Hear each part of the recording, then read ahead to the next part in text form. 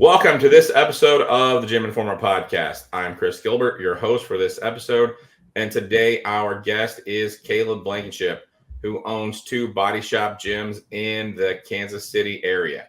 These are pretty cool bodybuilding gyms. I got a chance to work out at both of them just a few weeks ago. I'm excited to talk to Caleb about both of his gyms. But before we get started, let me take a pause and I'll show you the photos I took when I was at each of the gyms.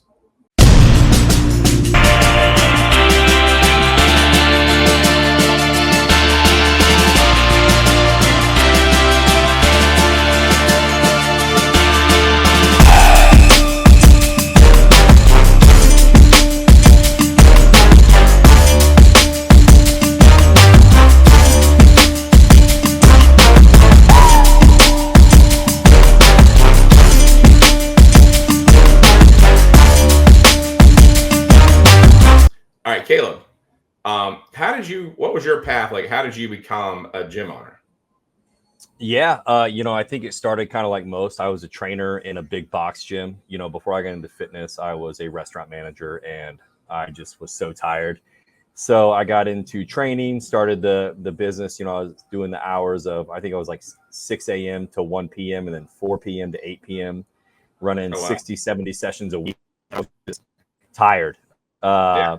And then so my wife and I, we wanted to get a gym going. We didn't know how we were going to do it. So we kind of made a plan. And then we got punched in the face because the corporate gym I worked at, they sold to another corporate gym. And at the time, they were changing the pay scale. And I was going to take a massive pay cut. And my wife was in school, so we couldn't afford it. So I put in my notice. And then I got fired like right away. Wow. So we started off at another, a small studio. We worked our way up. And then, COVID happened. And she was like, hey, we have the money, if you want to start buying some pieces here and there, like, I don't mind. And I think I bought almost 9 pieces in a week. And she was like, okay, you should probably stop. And I just slowly started buying pieces here and there. I would trick her into going on road trips to buy pieces. I remember one time I asked her if she wanted to go to the Omaha Zoo one weekend. And she's like, yeah, that'd be awesome. I was like, cool. While we're there, there's this really cool chest press we could check out, And then my chiropractor buddy, the space that we're in now in the Overland Park gym, he found it for me. And he's like, hey, this spot's available back here. And, it kind of just fell into our finances already since I had the PT business. And it slowly started from there, opened up the first one. You were in the PT business. PT business? Yeah, so I had the PT business. So I had a girl that worked for me. And so I took a month off. I had started buying all this equipment. I did majority of the construction, the paint, a lot of it myself. I had some help from some other people. One of my clients is a painter. He painted my ceiling, my walls. But like we hung all of our mirrors ourselves, all the shiplap work. We hung that ourselves. We really just did as much as we could, laid our own flooring. And then we did anything we could to get open. I remember not eating all day and then eating like a large Hawaiian Bros. And that was like my meal all day. That was it. Yeah, man. And we finally got it open. We opened 5 days before Christmas.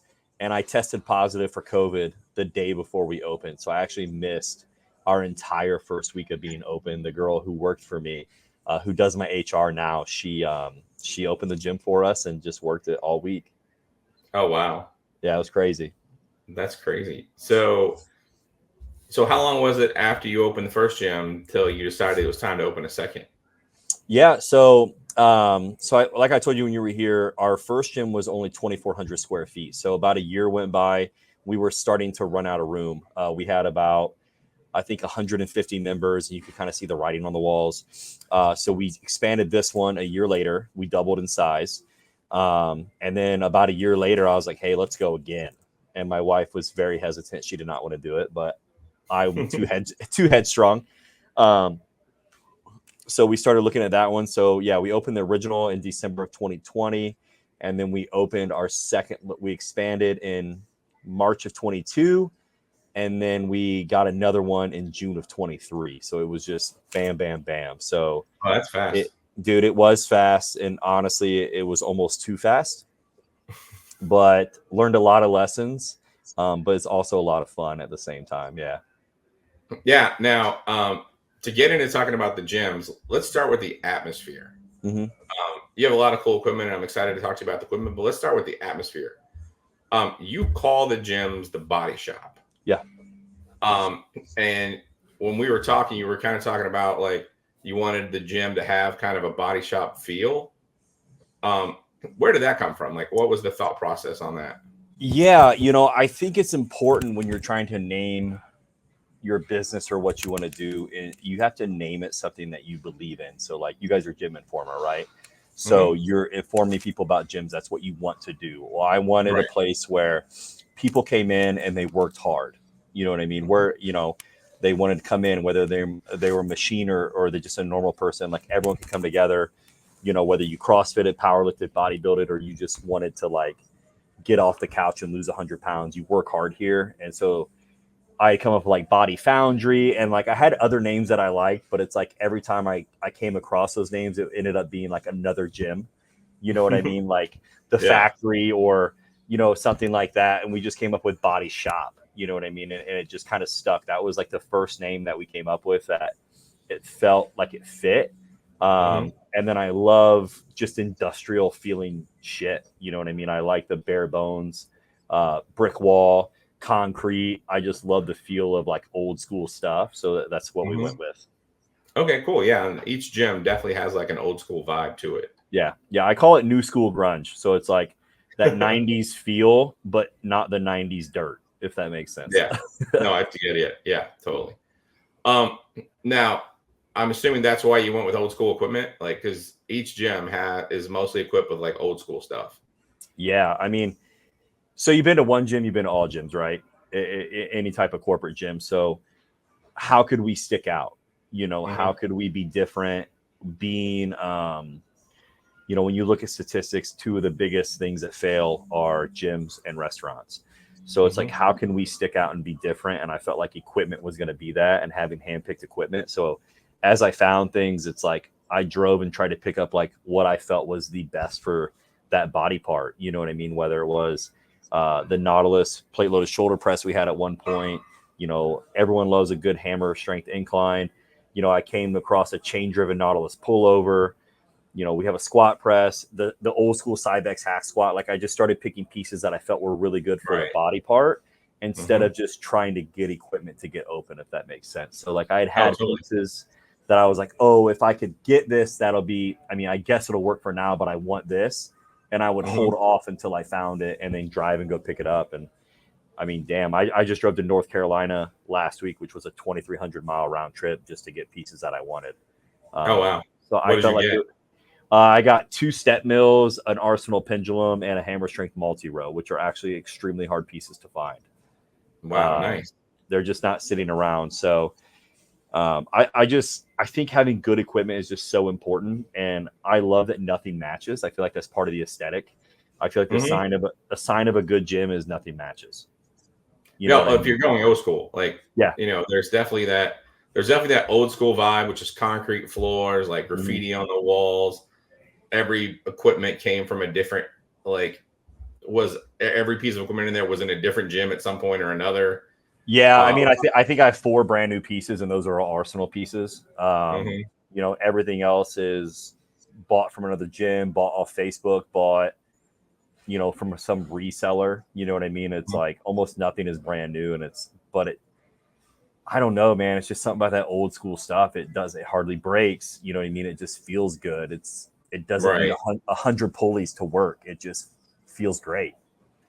Well, and the weird thing is like, when nothing matches, everything matches. Yeah. And that's why I like having all the black, is because it allows the colors of the machine to pop harder, I feel like. Oh, yeah, totally. Yeah, I love old school. I love new school, too. And I really love when people can, like, mix the two. Yeah, I think that's what we're going for. I think Rage Fitness has done an insane job of that. I would love to do something like that one day where it's like old school. And then as you get bigger and better and better and better, it's like, boom, okay, now here's like our new stuff. Because like you've been here, you know what I mean? This gym that I'm in right now, my Overland Park location, like this is 3 years of finding equipment. You can't replicate this. No. So my Lee Summit gym, it has some cool shit, but not all the cool stuff like we have here. You know, we have a Nautilus pull down here that took me 3.5 years to find. Like Yeah. those don't grow on trees. You know what I mean? Nautilus pull downs are some of the best ones on the market that have ever been made. You just can't find them. Like you have to like, it's an exhaustive search. And when you find them, dude, it's like buying a car. You know, the last one I saw, it was like 10 grand. Mm-hmm. Excuse me? Like what? You know, it's crazy. You like old school equipment has gone through the roof lately. Like, yeah, I was talking to a guy who has the Paramount pendulum squat, which to me is the best pendulum squat. Yeah. And he said when he bought it for like $800, and he could sell it right now for $8 grand. Wow. Yeah. So it's just crazy. And honestly, I get kicks out of finding stuff like that. Like my Cybex hack I got for $500 out of some guy's basement in Nebraska, and it's like, nice, dude. I could turn around and sell that for $3,500 if I wanted to. It's just easily. It's so much fun finding those deals and getting great equipment like that. You know, like my Nautilus pullover I got for free. It's like, how does that even happen? You know what I mean? It's crazy. It was chain driven too, right? Yeah. I actually have one here. I have one at each location. And I got both. I don't even know how I fell into those. Yeah, that's crazy. Like you can't even find those, and you got them. No. You got one for free. Yeah, awesome. So, that kind of talks about how you decided at this point, like the gyms are getting pretty full. Yeah. So, like, do you have a thought process on like, are there pieces out there you're like, I still want this piece, or if I can come across this piece, it's definitely going to the gym, even if the gym feels kind of full? Oh, dude, 100%. Yeah, it's I can always make room. I mean, we've been in here for hours before trying to figure out how to get one piece in, but yeah, I just sold a couple pieces out of each location that just weren't used as much, and so that's typically what I do. If there's something that just doesn't get used, I'll just get rid of it and replace it. So right now we're going to get more cables out here in Overland Park. And then now Lee Summit's pretty full right now since I just took that row and the pendulum out there. But I feel like there's always room for improvement. And that doesn't always have to be adding equipment. It could be replacing equipment. So, you know, it's like I could upgrade my hammer strength hip press to a Rogers.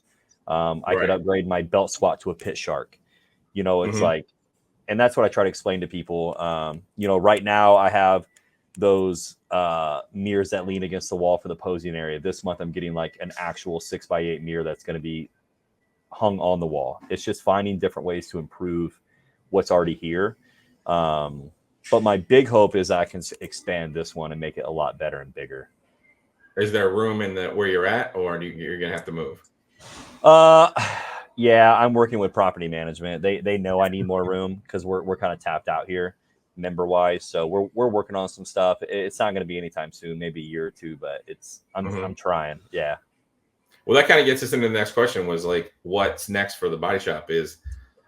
So the Lee Summit you're looking at expanding, is Overland Park, I'm assuming, is pretty good where it is. No. So I actually, Overland Park, I want to expand. Lee Summit, I'm happy with the size right now. Because that's our newest one. I would like to expand the Overland Park one to about the size of Lee Summit, so about double. We're just under 5,000 here. I'd like to get it 8 to 10. I think that would be prime for this location. Eventually, I actually have a map in my home office of the Kansas City Metro, and I have stars on all the cities I want to go to. So over the course of the next 10 to 20 years, I would love to have 10 body shops. So I really would like to go north next. When I first opened this one with my wife, the vision was kind of like, let's make the best gym possible. And then as we got into it, we love to service people. This is a customer service industry. I love helping. I love seeing the change. So it slowly grew from how can we be the single best gym ever to how can we create as many badass gyms to help as many people as humanly possible. Right. So that's kind of the vision right now. So right now we're just trying to get our systems down, run with a corporation with a mom and pop feel. Like that's my thing. Like we can't lack on customer service. Not at all. Eventually I want to get 10 around the Kansas City area. And then I would love to eventually, grow, because the more you get, the more cash flow you have. I would love to take one of my longest tenured employees and have them move somewhere and start to franchise out and, slowly start to take over the Midwest and grow this thing as big as we can get it. 10 in Kansas City, but why can't we have, a few in Wichita, a few in St. Louis, a few in Oklahoma, and go up north, Minnesota, and just take it as far as we can. Wow. Yeah. Well, that sounds like an awesome goal. I would just say, like, be cautious. Oh, yeah. Having been to the amount of gyms that I've been to now, I've seen like growth that has happened slowly and organically and has happened amazingly. And I've seen gyms that have like grown beyond where the owners impact, because the owners make the biggest difference in the gyms. Yep. Like when you've got a good gym owner, because no matter who you hire, they're not you. No, not even close. Yeah. So it doesn't matter how amazing a manager of a gym is, they're not the owner. And the gym's success so depends on how good the owner is. Yep. And present owners and owners who are there and the members see the owners, they know who the owner is, they know the owner cares about the gym. The gym is just amazing. Yeah. As soon as the members think the owner doesn't care or he's not present, they stop caring. It's crazy how that happens. It's not crazy though, because I've seen it. You know what I mean? I took 6 weeks out when my daughter was born, and it just felt different when I came back. You know what I mean? Yeah. So, even that 6 weeks. Yeah, like and like I said, those are my goals. But like right now, the thought of number 3 is there, but I'm not even trying to work on it. It's right. Like we have so much work to do between Overland Park and Lee Summit that it's like the third one is probably 2 to 3 years down the road. You know what I mean? It's like these things need to be so bulletproof that by the time we open the third one, there's not a question of financing. There's not a question of employees. There's not a question of, well, what do we do this time? It's like everything is so bulletproof that like we can copy and repeat, and go from there. So I couldn't agree more. It's like, and that's part of the problem we ran into with our second one is that like I couldn't be in 2 places at one time. So it's like you have to find great employees, and I think we ran into that. Everyone who works for me is like they bleed it. You know what I mean? And I couldn't be more blessed with that type of stuff. Yeah, and it's like you mentioned Rage, like Silas is one of the best gym owners I've met, and in talking to him, like at 4. He mentioned like that getting to all 4 on a regular basis is becoming a struggle. Yeah. So, and they're all right there. They're all right there in Springfield, which is not a huge place. So no, I think I have really good business mentors, which I think helps. I have friends that like they own businesses that each they far exceed what the locations of body shops. So I think that's helpful.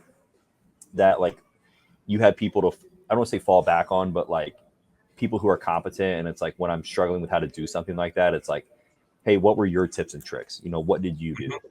Right. But no matter what, I think you're going to have those growing pains when you're trying to get those. And yeah, I mean, dude, the Silas is open. He's crushed it. And I would agree with you. I'd be lying if I didn't, we didn't see that and get excited. You know what I mean? That's just awesome. I love to see him win. We want that, you know what I'm saying? So I love it. And I love that attitude. Like that's one of the things that we're trying to preach now is like, if we can get all the locally owned gym owners across the country to understand that every time one of you guys win, you all win. 100%. Yeah. Because if somebody leaves a corporate gym and comes to your gym, they may not stay at your gym, but they're not going to go back to a corporate gym. Mm-hmm. They're going to leave your gym and go to another locally owned gym. Like they may leave your gym and go to Jason's gym because Jason's gym is a better fit. Or they may leave Jason's gym and come to your gym because your gym's a better fit. But they're not going back to a corporate gym. No. And if you go to my gym or Jason's gym, you'd be hard pressed to go back to a normal gym. You're not going back. No. So every time somebody comes in, it's a win for every locally owned gym in Kansas City. 100%. And it's nice to have those relationships. It's nice to have, hey, Jason, are you having this problem? Like, we use the same software. I'm like, dude, what is going on with this? Are you having this problem? And it actually happened with my door software. He was like, yeah, this happened. I had to get this from him. And it's huge. And it's, seeing local gym owners win, it's great. I'm a big believer in there's enough for everyone to go around. Like, dude, there is not a shortage. And one thing I preach for my staff is like, do not ever let me catch you talking bad about another gym in my gym. Like that's a great way to not have a job anymore. You know what I mean? It's like we just focus on what we do best and what we feel like we do best. Every gym has stuff they do good. This is just what we do. Right. You know what I mean? And we're not for everyone, you know, and not every gym is for everyone. So we have to find people that are going to vibe hard with us and that want to be body shop ride or die. And we just take it, man. Yeah. It's like the big city fitness, their whole motto is all of our gyms are the same all across the country. I'm like, that sounds boring as hell. Yeah. you know, like that's why I go to local gyms, because they're not the same all across the country. I love it. You know what I mean? That's how I feel, because like our Overland Park gym is very bodybuilding heavy, and our Lee Summit gym is very powerlifting heavy, and even some strongman. It's like I feel like each gym should kind of have their own twist. You know, even down to like our murals. You know, my one gym has a 7-foot Venom mural, and the other one has a 10-foot Thor mural. You know, with lightning coming out of his hammer. It's just I do feel like each gym should have a little different of a feel, because not every town you go to is the same demographic. You know what I mean? Everyone's a little different. So they got to have a twist. Yeah. Yeah. Every, and it's amazing to see how even the same gym owner can create different gyms. It's super cool. Yeah. It's been a lot of fun, man. It's been a huge learning experience. Like I said, Lee Summit almost didn't even open. I mean, we were within a month of like an equipment fiasco with a guy that we were buying equipment from, and it was stressful. So we had to learn on our feet pretty quick. Yeah, I've heard some crazy stories. Like, yeah, yeah, it was nuts, man. I mean, we're blessed with the way it's going, but even now, I'm constantly buying pieces. I probably bought, between both gyms, like 10 to 12 pieces the last 6 months. You know what I mean? We're just constantly trying to improve and become better. And some of that is when Lee Summit opened, it wasn't exactly where we wanted it. So I feel like now I'm finally comfortable with like what it's doing, if that makes sense. Right. Yeah, no, and that's super cool. And your members will see that. Yeah. Yeah. They see you making improvements to the gym, and they see that you're present and you're trying to make the gym better, and that gets them excited, and that will keep them from leaving. Yeah. I mean, my biggest thing is if you're not growing, you're dying, right? So it's like, how can we constantly be better? Is it equipment? Is it processes? I just hired a cleaning crew to come in once a week to my Overland Park gym to try it out and see how that's going. Just little things that we can constantly improve and tweak to become better, because at the end of the day, we're blessed that people choose to spend their money here. So we have to keep giving them reasons to stay. You know what I mean? You can't, it's like, once the honeymoon stage is over, you know what I mean? It's like a marriage. It's like marriage isn't easy. You got to work at it. You got to create that bond. You got to make that time. You know what I mean? It's the same thing for having members. It's like, oh, I've been at this cool, I came to this cool gym, and now I've been here for 2 months, and like, it's still a cool gym, but like I've used everything about 10 times, and like, is the excitement still there? Yeah. And that's why. Go ahead. Oh, that's why I was going to say that. Like, I feel like equipment will get them in the gym, but atmosphere keeps them there. Yeah.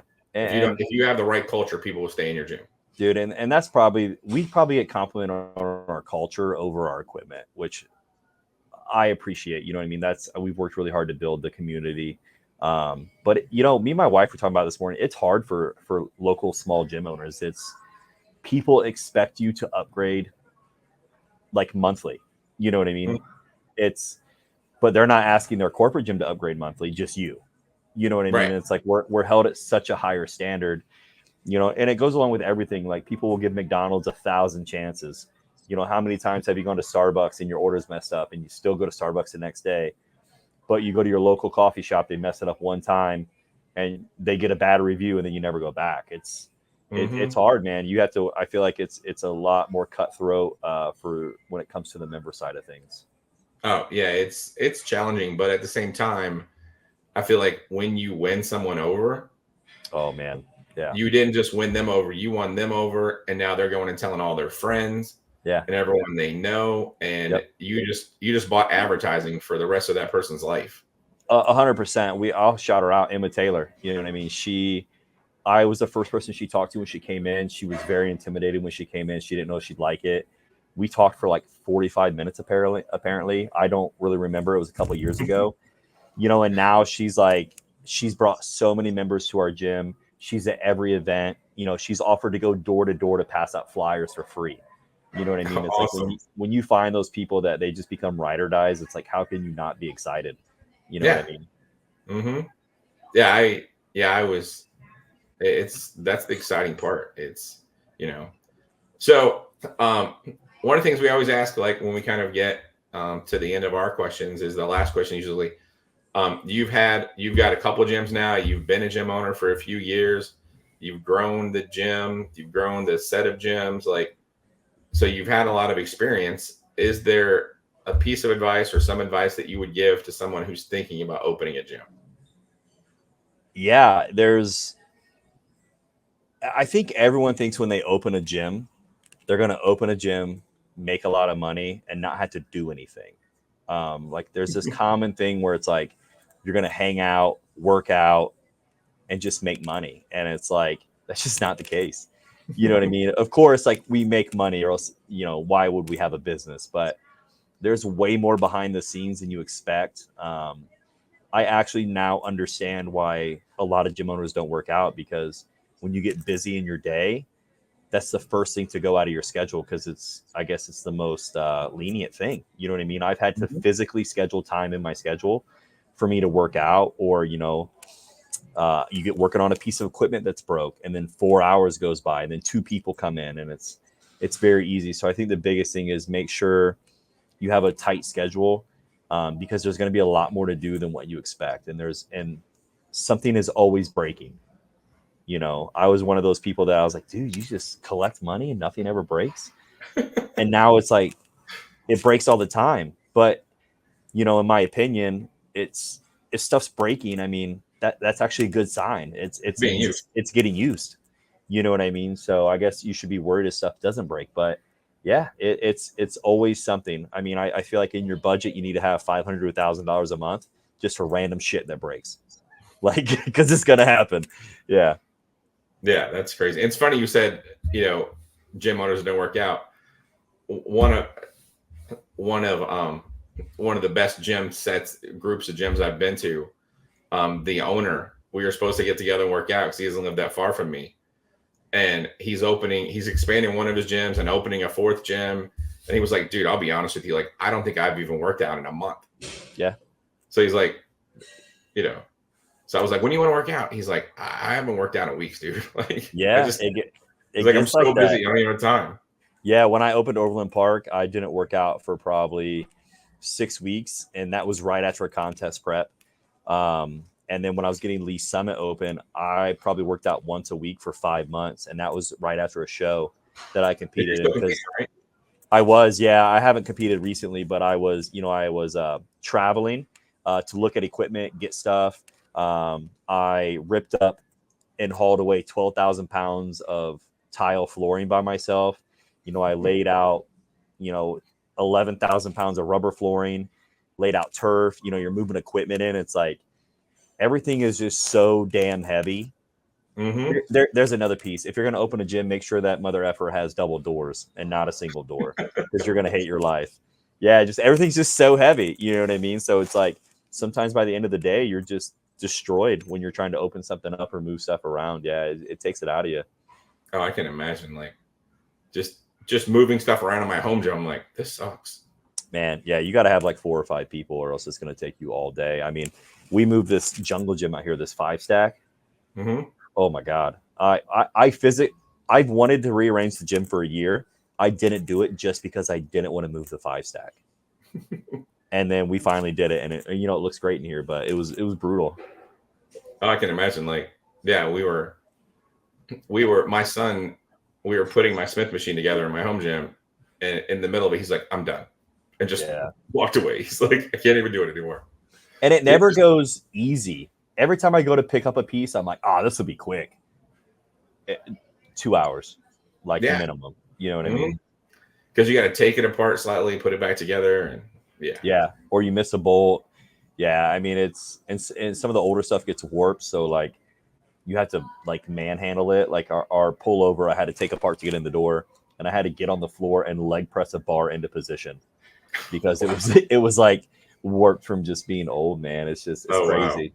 And then Yeah, you that is- always end up smacking your head or almost breaking something. You know, I bought a Smith machine and dropped it on my foot. You know, almost I thought I broke it. It's always Wow. something crazy. Yeah. Yeah.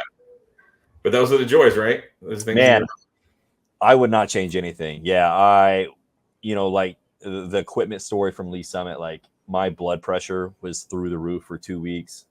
But like, man, those are just stories live on, you know what I mean, and memories. And Yeah. it's like, I never want to be the gym owner that is not getting his hands dirty, that is not helping lay flooring. It's just like, I like having blood and sweat. And I mean, dude, might as well say tears in like every location. Like it just takes a different level of pride.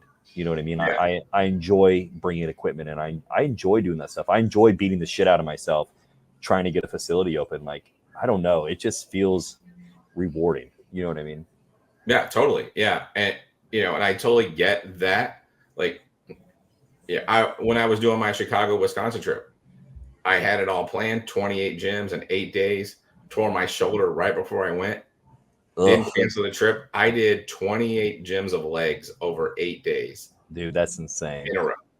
And That's I insane. don't review a gym I haven't worked out in. Yeah. Like 8 legs, 8 days in a row with 28 different gyms. Even Dude. just doing a couple sets at each gym. Uh-huh. Oh, everything hurt by the time I got Oh, home. And I was dude. driving around. So like Everything. oh, it was crazy. But Everything. I'll remember that trip forever because that was a crazy trip. Dude, it sticks in your head that like we when we had to go down to Arkansas to get this equipment because there was a whole snafu. Like we drove down overnight, I ate breakfast, we loaded equipment for 8 hours. We had a forklift, we're trying to get stuff in the back, we couldn't reach it, so we pushed a forklift with a dually to be able to move what we needed.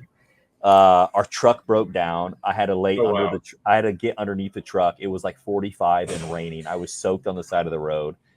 And then my other truck almost broke down. Dude, it was just like, yeah, it was awful. But man, the memories and stories, it's just funny now to think of like, Oh yeah, you know what I mean? that's so cool. Yeah. Yeah. It's a lot of fun. If you enjoyed this podcast, please hit the like button and subscribe to our channel for more great content.